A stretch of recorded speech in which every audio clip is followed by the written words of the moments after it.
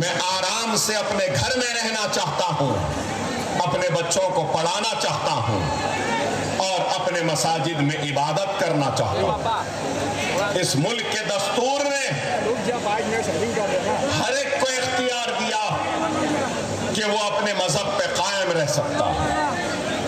ہندو کو اختیار ہے کہ وہ اپنے مذہب پہ قائم رہے، اپنے بھگوان کی پوجا کرے، منادر کے گھنٹے بجائے۔ تو مسلمان کو بھی اس ملک نے اجازت دی ہے کہ وہ اپنے مساجد سے اذان کی آواز دے اور نماز پڑھے۔ تو اس ملک نے عیسائیوں کو بھی اجازت دی ہے کہ وہ گرجا گھر میں اپنی عبادت کر سکے۔ پارسیوں کو بھی عبادت دی کرنے کا حق و اختیار ہے۔ لیکن آج یہ ملک کہاں جا رہا ہے؟ میں ہندوستانی کی بات کر رہا ہوں، میں بھارتی کی بات کر رہا ہوں، میں انڈینز کی بات کر رہا ہوں کہ سب سے بڑا مسئلہ ہے تو بے روزگاری کا ہے، دوسرا مسئلہ ہے تو مہنگائی کا ہے، تیسرا مسئلہ ہے تو اس کا ہے کہ پیٹرول ڈیزل کی قیمتیں بڑھ رہی ہیں، چوتھا مسئلہ ہے کہ ہندوستان کی بگڑتی ہوئی معیشت کا ہے، روپیے کی گرتی ہوئی قدر کا ہے، ڈالر بڑھ رہا ہے۔ لیکن آج اور صرف بات کی جائے تو صرف مسلمان ایسا، مسلمان ویسا، مسلمان اتنے شادی کرتا، مسلمان ایسا کرتا۔ نہیں میرے بھائی، کا مسئلہ مسلمان نہیں ہے، اس ملک کا خاتمہ کریں گے۔ کیا ہوا؟ کیا کرپشن کا خاتمہ ہوا؟ کیا مہنگائی کم ہوئی؟ کیا روزی ملی یا روٹی ملی؟ لیکن ان سارے مسائل سے توجہ کو ہٹا دیا اور کیا؟ بس مسلمان مسلمان۔ ارے یہ مسلمان، میں مسلمان ہونے پر شرمندہ نہیں ہوں، میں مسلمان ہونے پر خائف بھی نہیں ہوں، اور میں یہ فخر سے کہہ سکتا ہوں کہ میں ہندوستانی بھی ہوں اور مجھے ہندوستانی ہونے پر فخر ہے کہ ملک کو ضرورت پڑے گی ہماری تو اللہ اس کے رسول کی قسم سب سے پہلے ملک کے لیے اپنی جانوں کو، اپنے سینوں کو، گردنوں کو پیش کرنے والا مسلمان ہوگا، کیونکہ یہ ملک ہمارا ہے۔ ہم اس کے آنکھوں سے آنسو بھی بہا سکتا ہوں، نعرے تکبیر اللہ اکبر کی آواز بھی گنجا سکتا ہوں، جذبات میں لا سکتا ہوں، لیکن اس کے بعد کیا ہوگا؟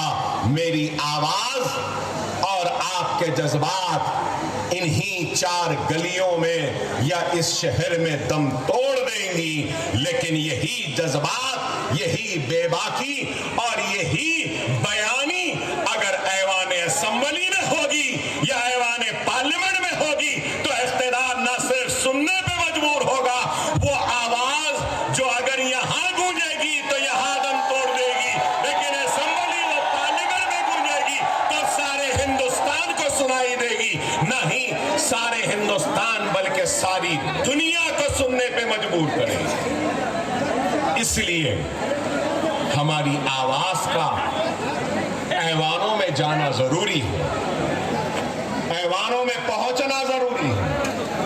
اگر ہماری آواز ایوان پارلیمنٹ یا ایوان اسمبلی میں نہیں ہوگی تو پھر کیا فائدہ بتاؤ؟